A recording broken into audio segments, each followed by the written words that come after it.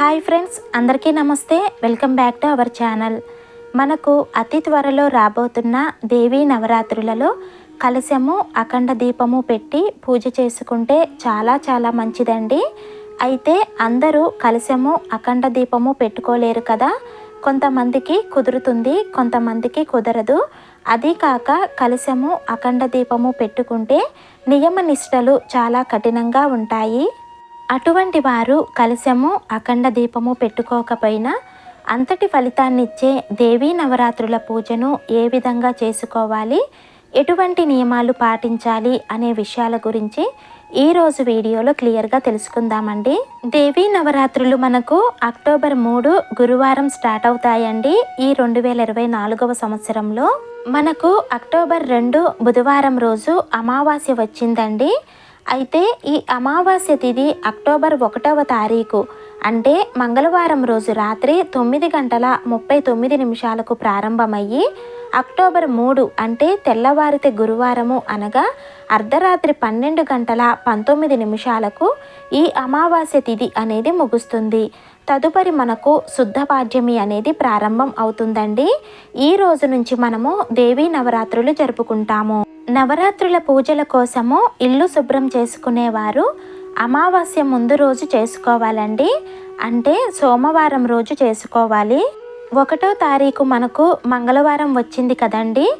అమావాస్య తిథి రాత్రి నుంచి ఉన్నా కూడా మనము మంగళవారము, శుక్రవారము ఇల్లు శుభ్రం చేయటము, అలాగే దేవుని ఫొటోస్ శుభ్రం చేయటము చేయకూడదు. అందుకని సోమవారం రోజే అన్నీ శుభ్రం చేసి పెట్టేసుకుంటే మనము గురువారం నుంచి దేవీ నవరాత్రుల పూజ అనేది చేసుకోవటానికి ఎటువంటి ఇబ్బంది ఉండదు. కలశము, అఖండ దీపము పెట్టుకోకుండా అమ్మవారిని నిష్టగా ఈ 9 రోజులు కూడా పూజించాలి అనుకున్నవారు కంపల్సరిగా సపరేట్గా పీఠం అనేది ఏర్పాటు చేసుకోవాలండి.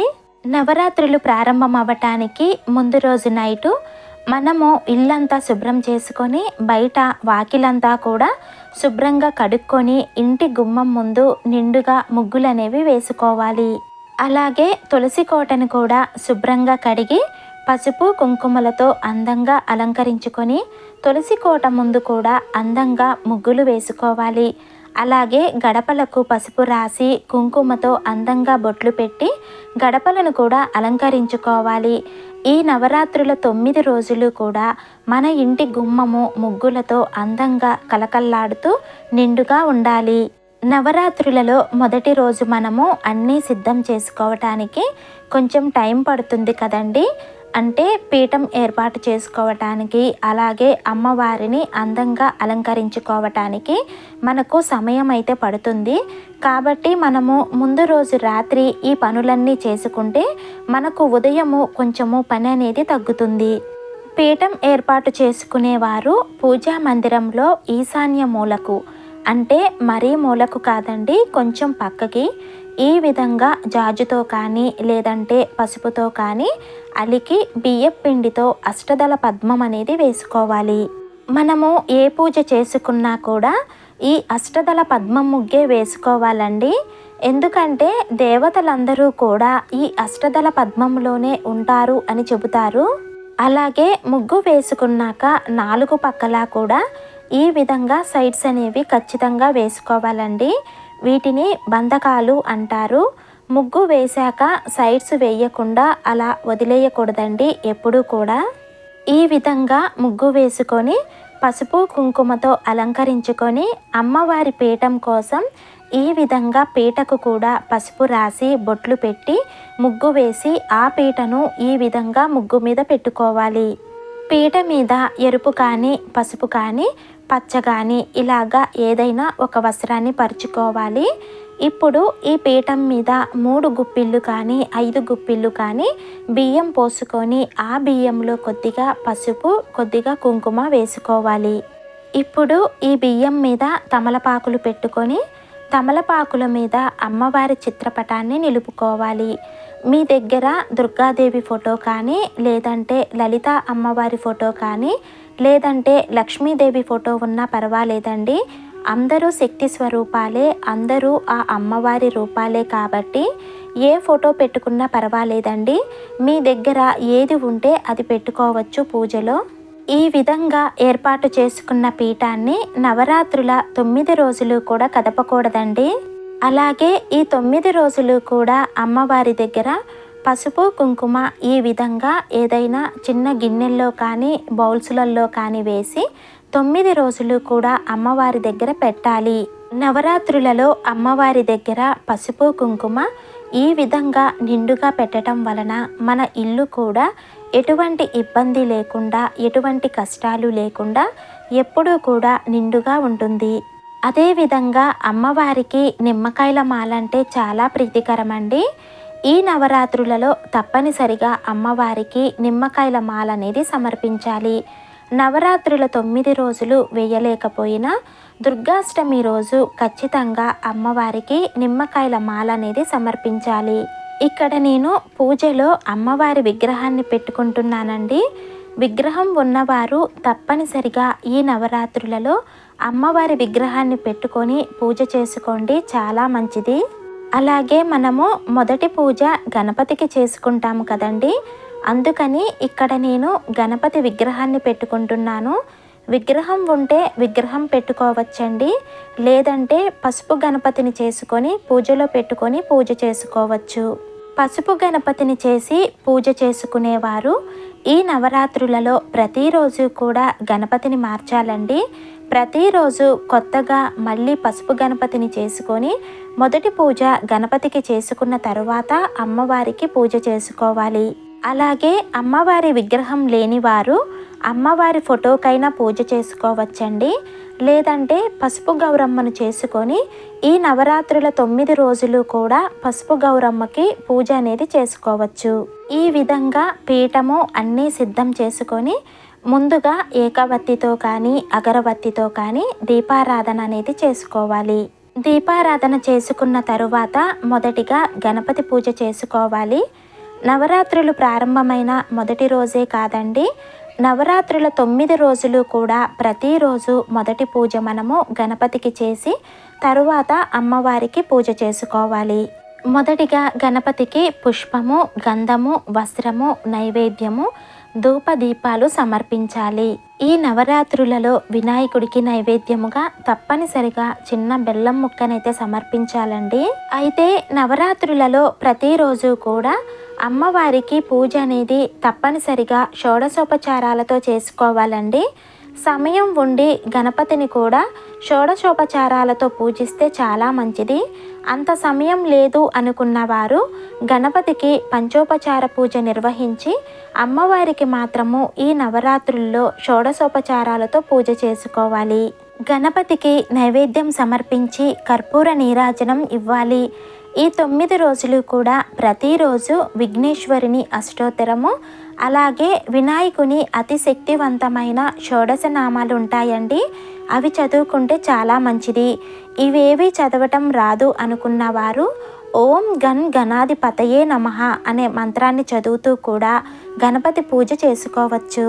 ఈ 9 రోజులు కూడా ఉదయము సాయంత్రము 2 పూటల పూజ అనేది చేసుకోవాలండి. ఉదయము పూజ చేసుకొని రోజంతా ఉపవాసం ఉండి సాయంత్రము మళ్ళీ అమ్మవారిని పూజించుకొని తరువాత ఉపవాస విరమణ చేస్తే చాలా మంచిది. గణపతి పూజ అనంతరము మనము సంకల్పం చెప్పుకొని అమ్మవారి పూజ అనేది ప్రారంభించాలండి. ఈ నవరాత్రుల 9 రోజులు కూడా ఖచ్చితంగా సంకల్పం చెప్పుకొని అమ్మవారి పూజ అనేది ప్రారంభించాలి. ఎందుకంటే సంకల్పం లేని పూజ వ్యర్థమే అంటారు కాబట్టి తప్పనిసరిగా సంకల్పం చెప్పుకొని అమ్మవారి పూజ అనేది చేసుకోవాలి. ఆ తల్లి చల్లని చూపు మనపై ఉంటే చాలండి, ఇంకా ఏమీ అవసరం లేదు మనకు. మనస్ఫూర్తిగా ఆ తల్లి చల్లని చూపు మనపై ఎల్లవేళలా ఉండాలని ఆ తల్లిని మనసా వాచ భక్తి శ్రద్ధతో ఈ నవరాత్రుల 9 రోజులు కూడా పూజించుకోవాలి. అమ్మ దయ ఉంటే అన్నీ ఉన్నట్లే అంటారు కదండి. ఆ తల్లి చల్లని చూపు మనపై ఉంటే చాలు. ఇక ఈ జన్మకు ఏమీ అవసరం లేదు. మనస్ఫూర్తిగా అమ్మకు సంకల్పం చెప్పుకొని ఇప్పుడు దుర్గాదేవిని విగ్రహం పెట్టుకున్న వారైతే విగ్రహంలోకి, లేదంటే పసుపు గౌరమ్మను చేసుకున్న వారు పసుపు గౌరమ్మలోకి, లేదంటే కలశం పెట్టుకున్న వారు కలశంలోకి దుర్గాదేవిని ఆవాహనం చేసుకొని పూజ అనేది నిర్వహించుకోవాలి. ఇక్కడ నేను దుర్గాదేవిని విగ్రహంలోకి ఆవాహనం చేసి పూజ చేస్తున్నాను. ఈ నవరాత్రుల 9 రోజులు కూడా అమ్మవారు 9 రూపాలలో మనకు దర్శనం ఇస్తారు. అమ్మవారు ఏ రోజు ఏ రూపంలో ఉంటారో మనకు ముందుగానే తెలుస్తుంది కాబట్టి ఆ అమ్మవారిని ఆవాహనం చేసుకొని ఆ అమ్మవారికి సంబంధించిన అష్టోత్తరం చేసుకుంటే చాలా మంచిది. ఈ నవరాత్రులలో 9 రోజులు కూడా అమ్మవారు ఏ రోజు ఏ అవతారంలో ఉంటారు అనే విషయాలకు సంబంధించి మన ఛానల్లో ఆల్రెడీ వీడియో అనేది అప్లోడ్ చేశానండి. వీడియో లింక్ అనేది డిస్క్రిప్షన్లో ఇస్తాను. ఇంట్రెస్ట్ ఉన్న వాళ్ళు ఒకసారి చెక్ చేయండి. శరదృతువులో వస్తాయి కాబట్టి వీటిని శరన్నవరాత్రులు అంటారు. ఆశ్వీజ శుద్ధ పాడ్యమి నుండి నవమి వరకు 9 రోజుల పాటు దుర్గాదేవిని రోజుకొక అలంకారంలో పూజిస్తూ జరుపుకునే ఈ దేవీ నవరాత్రులలో రాత్రిపూట పూజకు చాలా విశిష్టత ఉంటుంది. అందుకనే ఉదయము అమ్మవారికి లఘువుగా పూజ చేసుకొని సాయంత్రము విశిష్టంగా పూజ అనేది జరుపుకుంటారు. ఈ నవరాత్రుల 9 రోజులు కూడా ఉపవాసంతో పాటు బ్రహ్మచర్యాన్ని కూడా తప్పనిసరిగా పాటించాలండి. మంచం మీద అస్సలు పడుకోకూడదు, నేల మీదే పడుకోవాలి, నాన్ వెజ్ కూడా తినకూడదు. నవరాత్రుల్లో 9 రోజులు కూడా ప్రతిరోజు తలస్నానం చేసి అమ్మవారిని పూజించుకోవాలి. అలాగే ఒకసారి ఇంట్లో పీఠం పెట్టుకున్నాక ఇంటికి తలుపులు వేసి తాళం పెట్టి బయటికి వెళ్ళకూడదు. ఎందుకంటే మనము అమ్మవారిని ఆవాహనం చేసి ఇంట్లో కూర్చోపెట్టాము కాబట్టి ఆ తల్లిని మనము ఒంటరిగా ఇంట్లో వదిలేసి బయటికి వెళ్ళకూడదు. అదేవిధంగా ఈ నవరాత్రుల 9 రోజులు కూడా గోర్లు కట్ చేయటము, జుట్టు కట్ చేయటము లాంటివి అస్సలు చెయ్యకూడదు. జుట్టు విరబోసుకొని తిరగకూడదు. మనము పూజ చేసేటప్పుడు కూడా జుట్టు విరబోసుకోవటం కానీ, క్లిప్స్ పెట్టుకొని జుట్టు వదిలేయటం కానీ చెయ్యకూడదండి. జడ వేసుకొని తలలో పూలు పెట్టుకొని మనము కూడా నిండుగా ఉండి ఆ తల్లికి పూజ చేసుకోవాలి. అలాగే పీఠం పెట్టిన రూములో చీపిరి అనేది అస్సలు పెట్టకూడదండి. ఏదైనా ఒక క్లాత్తో రూమ్ అనేది తుడుచుకోవాలి. ఈ 9 రోజులు కూడా మనము అమ్మవారిని ఆవాహనం చేసిన విగ్రహము కానీ, పసుపు గౌరమ్మను కానీ, కలశాన్ని కానీ, లేదంటే అమ్మవారి ఫోటోని, పీఠాన్ని ఎట్టి పరిస్థితుల్లో కదపకూడదు. వాటిని కదపకుండా నెమ్మదిగా ప్రతిరోజు పూలను మార్చుకుంటూ పూజ అనేది నిర్వహించుకోవాలి. ఈ 9 రోజులు కూడా మన మనసు అనేది అమ్మవారి మీద ధ్యానం చేసి అమ్మవారి దీక్షలో ఉంటే చాలా మంచిది. అయితే పీఠం పెట్టుకున్న వారు నియమాలను అన్ని విధాల ఆరోగ్యం బాగుండి ఆరోగ్యం సహకరిస్తుంది అనుకుంటే ఖచ్చితమైన నియమాలను పాటించవచ్చు. ఆరోగ్యము సహకరించని వారు నియమాలను కొంచెము సవరించుకొని పాటించవచ్చండి. అంటే నవరాత్రుల 9 రోజులు తలస్నానం చేయలేని వారు నవరాత్రులు ప్రారంభమైన మొదటి రోజు తలస్నానం చేసి ప్రత్యేకమైన రోజుల్లో అంటే దుర్గాష్టమి రోజున, అలాగే మూలా నక్షత్రం రోజున, అలాగే నవమి, విజయదశమి రోజులలో చేయవచ్చండి. అదేవిధంగా ప్రతిరోజు ఉపవాసము ఉండలేము అనుకున్నవారు మధ్యాహ్నము అంటే ఒక పూట భోజనం చేసి ఉదయము సాయంత్రము స్వల్పమైన ఆహారం తీసుకొని కూడా ఉపవాసం అనేది నిర్వహించవచ్చు. అలాగే నేల మీద పడుకోలేని వారు మంచం మీద ఉతికిన బెడ్షీట్స్ వేసుకొని పడుకోవచ్చు. కానీ బ్రహ్మచర్యము తప్పనిసరిగా పాటించాలండి. అలాగే నాన్ వెజ్ అనేది కూడా అస్సలు తినకూడదు. అయితే ఇవన్నీ నార్మల్గా పీఠం పెట్టుకొని పూజ చేసుకునేవారు వారి ఆరోగ్యాన్ని దృష్టిలో పెట్టుకొని నియమాలను సవరించుకోవచ్చు. కానీ కలశము, అఖండ దీపము పెట్టుకుంటే మాత్రం ఈ నియమాలను ఖచ్చితంగా పాటించాలండి. ఈ నియమాలన్నీ ఖచ్చితంగా పాటించగలము అనుకున్న వారు మాత్రమే కలశము, అఖండ దీపము పెట్టుకోవాలి. ఈ నవరాత్రుల 9 రోజులు కూడా అమ్మవారికి ఖచ్చితంగా కుంకుమ పూజ అనేది నిర్వహించాలండి. ఎందుకంటే ఈ 9 రోజులు కూడా అమ్మవారు మహిషాసురుణ్ణి వధించటం కోసం యుద్ధం చేస్తూ ఉగ్ర రూపంలో ఉంటారు. అమ్మవారిని శాంతించటం కోసం ఈ 9 రోజులు కూడా అమ్మవారికి సాయంత్రం సమయంలో కుంకుమ పూజ అనేది నిర్వహించాలి. ఈ విధంగా చేసుకున్న కుంకుమను ఈ 9 రోజులు కూడా కదపకూడదు. ఒకవేళ ఈ 9 రోజులు పీఠం పెట్టుకొని పూజ చేసుకోలేము అనుకున్న వారు చివరి 5 రోజులు కానీ 3 రోజులు కానీ పీఠం పెట్టుకొని పూజ చేసుకోవచ్చు. లేదంటే నవరాత్రులలో చివరి రోజైనా సరే పీఠం పెట్టుకొని పూజ చేసుకోవచ్చు.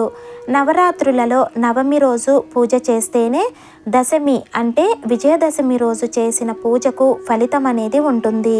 మనము నవరాత్రుల 9 రోజులు అమ్మవారికి చేసుకున్న కుంకుమ పూజ కదండి.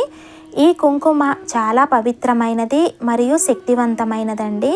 పీఠం తీసే రోజు ఈ కుంకుమలో మనకు ఎంత అవసరమో అంత పక్కన పెట్టుకొని మిగిలిన కుంకుమను ముత్తైదువులకు ఎవరికైనా ఇవ్వవచ్చు. లేదా అంతా మీరే వాడుకోవాలి అనుకుంటే ఆ కుంకుమ నిలువ ఉండటానికి అందులో కొంచెము కర్పూరము పొడి వేసి ఏదైనా ఒక బాక్సులో పెట్టి నిల్వ చేసుకోవచ్చండి. ఈ కుంకుమను ప్రతిరోజు మనము ధరిస్తే చాలా చాలా మంచిది. లేదంటే మీకు ఎంత కావాలో అంత ఉంచుకొని మిగిలినది నదిలో కలపవచ్చు. ఇక నైవేద్యము మీరు ఏదైనా సమర్పించవచ్చండి. లేదంటే అమ్మవారి ఒక్కొక్క అవతారం రోజు ఒక్కొక్క నైవేద్యం అని ఉంటుంది కదా, మీకు వీలవుతుంది అనుకుంటే అమ్మవారికి ఆ నైవేద్యాలు సమర్పించవచ్చు. అలాగే ఈ నవరాత్రుల 9 రోజులు కూడా అమ్మవారికి కొబ్బరికాయను నివేదన చెయ్యాలండి. ఒకవేళ 9 రోజులు కూడా కొబ్బరికాయ నివేదన చెయ్యలేని వారు నవరాత్రుల మొదటి రోజు కొబ్బరికాయను నివేదన చేసి అలాగే నవరాత్రుల చివరి రోజు మళ్ళీ కొబ్బరికాయను నివేదన చేయవచ్చు. అలాగే తప్పనిసరిగా ఈ నవరాత్రులలో అమ్మవారికి సాయంత్రం సమయంలో ఖచ్చితంగా నిండుగా ధూపం అనేది వేయాలండి. అమ్మవారికి ఈ నవరాత్రుల 9 రోజులు కూడా ఈ విధంగా పీఠం పెట్టుకొని భక్తితో నిష్టగా ఆ తల్లిని పూజిస్తే కలశము అఖండ దీపము పెట్టకపోయినా పెట్టినంత ఫలితం లభిస్తుంది.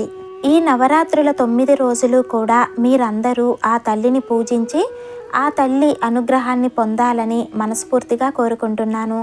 సో చూశారు కదండి, ఈ వీడియో మీకు అర్థమైందని అనుకుంటున్నాను. ఈ వీడియోకి సంబంధించి మీకేమైనా డౌట్స్ ఉంటే కనుక తప్పకుండా నాతో కమెంట్ సెక్షన్ ద్వారా షేర్ చేసుకోండి. అలాగే వీడియో నచ్చితే కనుక వీడియోని మర్చిపోకుండా లైక్ చేయండి. అదేవిధంగా మీకు తెలిసిన వారికి కానీ ఫ్రెండ్స్కి కానీ వీడియోని షేర్ చేయండి. ఇలాంటి మరిన్ని ఆధ్యాత్మిక వీడియోస్ కోసం మన ఛానల్ని తప్పకుండా సబ్స్క్రైబ్ చేసుకొని నన్ను సపోర్ట్ చేస్తారని ఆశిస్తున్నాను. శ్రీమాత్రే నమః.